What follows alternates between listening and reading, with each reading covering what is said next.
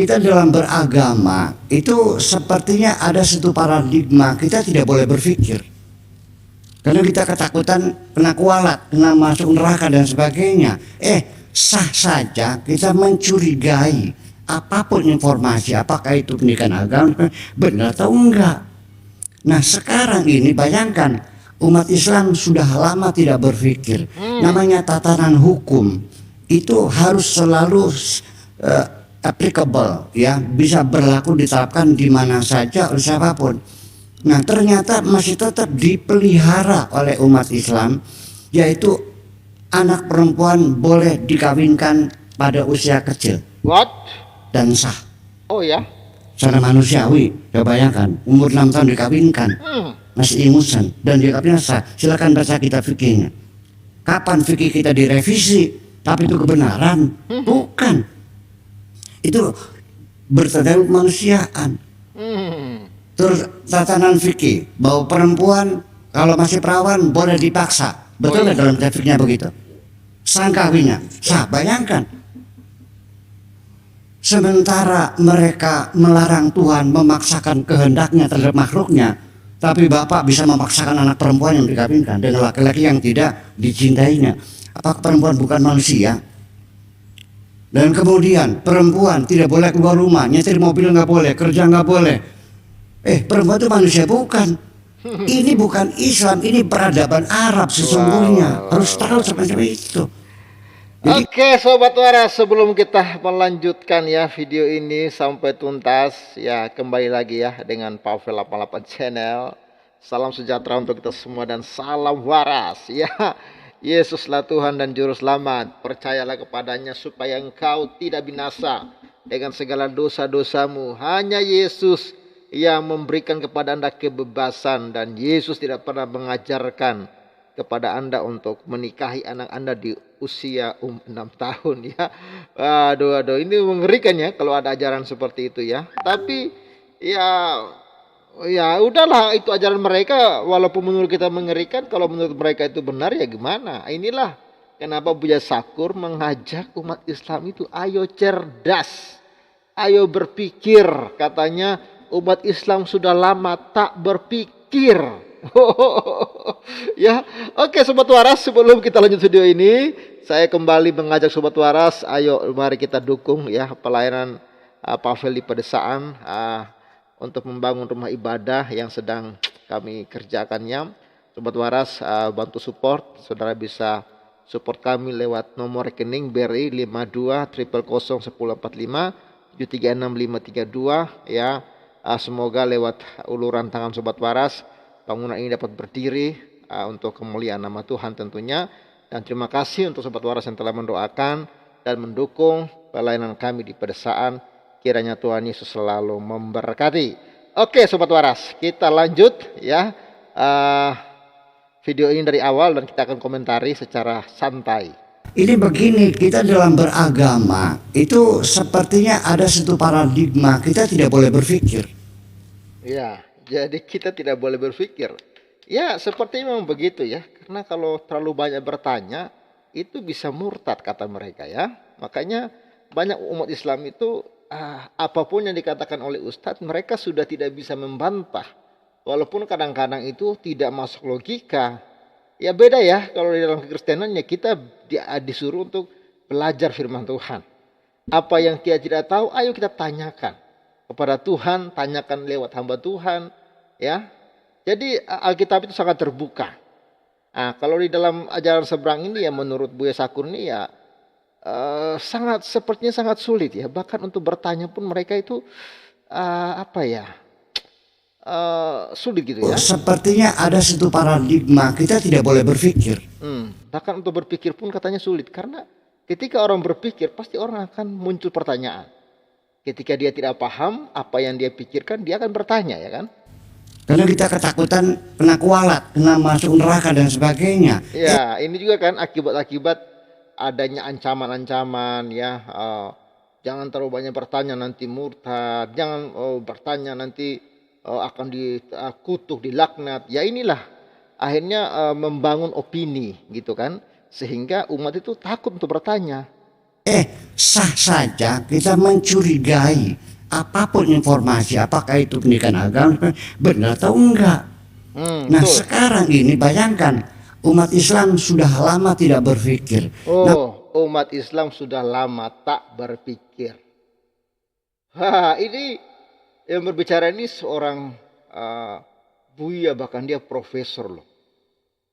Ya memang benar ya, karena memang mereka mau bertanya apa? Mereka hanya disuruh menghafal ayat Quran bahasa Arab. Mereka nggak tahu artinya sebagian. Mereka mau bertanya apa gitu loh. Ya, bahkan mereka tidak bisa menafsirkan secara sendiri karena mereka ada buku tuntunan tafsir. Jadi kalau mereka memiliki pikiran yang berbeda dengan apa yang telah ditafsirkan oleh para ulama, maka mereka akan dianggap sebagai sesat. Gitu. Makanya mereka punya pedoman tafsir-tafsir itu. Ya sehingga viral beberapa waktu lalu video, ya mungkin anak pesantren kali ya, yang membakar buku-buku tafsir itu. Dan mereka mengatakan ya kita nggak kita tidak butuh buku-buku tafsir ini. Ini pikiran manusia. Jadi mereka bakar itu. Saudara cari aja deh videonya viral di YouTube itu ya. Pernah juga saya muat tuh waktu beberapa tahun lalu kalau nggak salah. namanya tatanan hukum itu harus selalu applicable, ya, bisa berlaku diterapkan di mana saja oleh siapapun. Nah ternyata masih tetap dipelihara oleh umat Islam, yaitu anak perempuan boleh dikawinkan pada usia kecil. Wow, ini lagi ya. Ternyata itu ajaran kawan-kawan. Anak perempuan yang masih usia dini dikawinkan, itu ternyata tidak apa-apa di ajaran Islam. Itu yang diyakini oleh banyak umat Islam. Inilah yang dikritisi oleh Buya Sakur, ya kawan-kawan ya. Ternyata itu memang masih berlaku sekarang ya. Perempuan boleh dikawinkan pada usia kecil dan sah secara manusiawi. Coba bayangkan umur 6 tahun dikawinkan. Ini pikiran yang sangat-sangat cerdas. Anda berpikirlah. Usia 6 tahun dikawini, di mana otak kalian? Ya kan, kalau orang cerdas, bagaimana perasaan kalian? Anak kalian umur 6 tahun ya dikawinkan dengan orang yang sudah dewasa. Ayo berpikirnya seperti apa? Ini yang sedang coba dibangun oleh Buya Sakur supaya ayo umat Islam berpikir gitu ya. Nah, ini ustaz seperti ini yang perlu kita gaungkan di NKRI ya, supaya mengajak umat itu untuk berpikir, jangan asal ikut saja apa kata ulama. Karena apa? Ulama itu bukan Tuhan, ya kan? Masih ingusan dan dia biasa. Silakan baca kitab fikihnya. Kapan fikih kita direvisi? Tapi itu kebenaran? Bukan. Itu bertentangan kemanusiaan. Yes, bertentangan dengan kemanusiaan. Nah lo, bagaimana tuh? Ya, yang mengawini anak usia dini. Bertentangan dengan kemanusiaan. Jadi jangan kalian bangga-bangga dengan orang yang mengawini anak-anak. Itu bertentangan dengan kemanusiaan. Menikah apalagi usia 6 tahun, waduh. Itu bertentangan dengan kemanusiaan, kata Buya Sakur. Coba Anda berpikir. Terus tatanan fikih bahwa perempuan kalau masih perawan boleh dipaksa. Betul nggak dalam kitab fikihnya begitu? Sang kawinnya sah. Bayangkan. Sementara mereka melarang Tuhan memaksakan kehendaknya terhadap makhluknya, tapi Bapak bisa memaksakan anak perempuan yang dikawinkan dengan laki-laki yang tidak dicintainya. Apakah perempuan bukan manusia? Wow.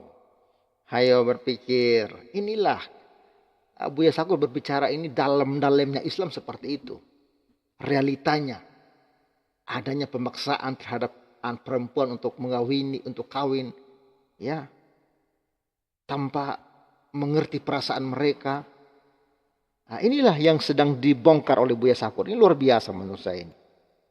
Dan kemudian perempuan tidak boleh keluar rumah, nyetir mobil nggak boleh, kerja nggak boleh. Perempuan itu manusia bukan? Ini bukan Islam, ini peradaban Arab sesungguhnya. Harus tahu seperti itu.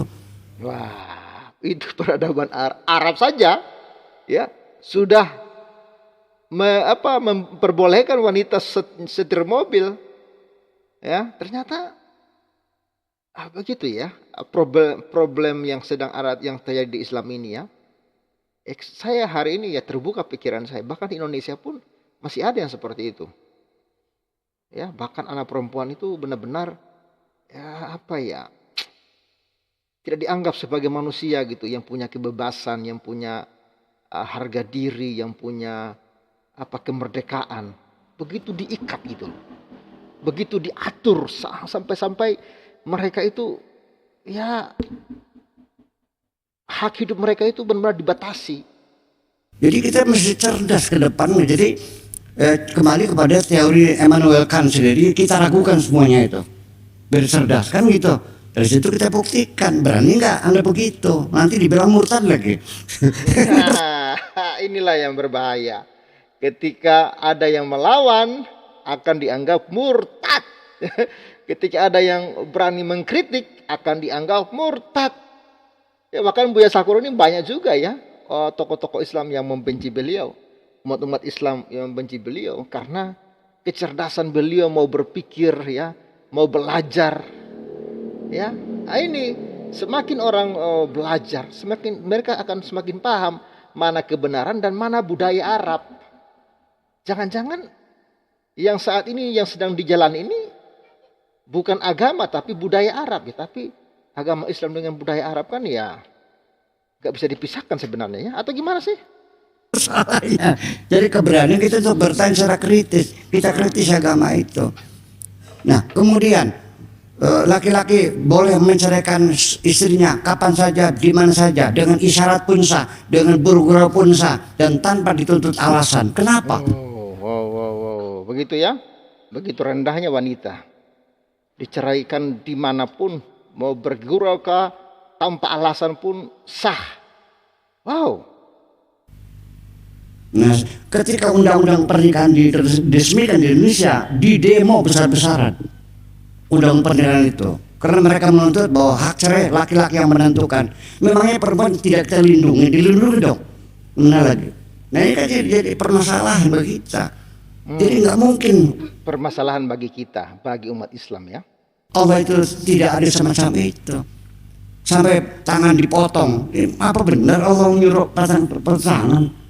Nah itu kan jadi tetapi kalau masalahnya karena misinterpretasi itu bisa kita dialogkan. Tetapi kalau berbeda kepentingan, ujung-ujungnya kita perang. Itu aja persoalannya. Ya kalau beda kepentingan ujung-ujungnya kita perang ya, makanya jangan kaget ya terjadi peperangan di negara-negara Islam ya, terjadi perselisihan di Irak, di Yaman ya, Libanon, Libya, ya Suriah ya, karena apa? Masing-masing punya kepentingan yang ya merasa inilah yang benar, kelompok ini mengatakan itulah yang benar ya, sehingga apa? Antara mereka dengan mereka itu akhirnya saling perang walaupun mereka seagama ya, satu nabi satu Allah, tapi tetap berperang. Misalnya kemarin ya di Pakistan ya, kalau saya nggak salah ada juga di sana masjid yang dibom, pelakunya siapa? Umat Islam juga. Karena apa? Beda kepentingan, beda keyakinan rupanya.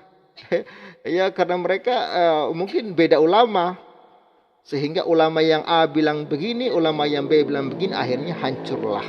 Ya itu kawan-kawan, kita belajar banyak ya dari Buya Sakur ini.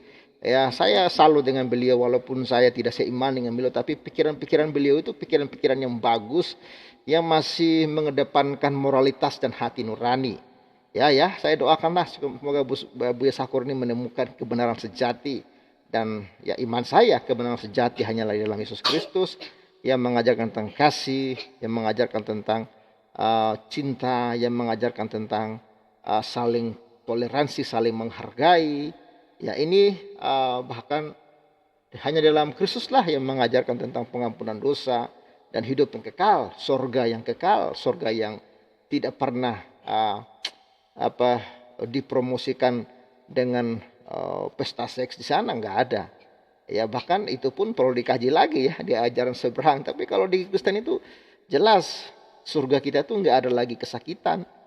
Tapi di sana adalah kebahagiaan, sukacita, bertatap muka dengan Bapa kita di sorga. Itulah kepuasan sejati sebenarnya ya.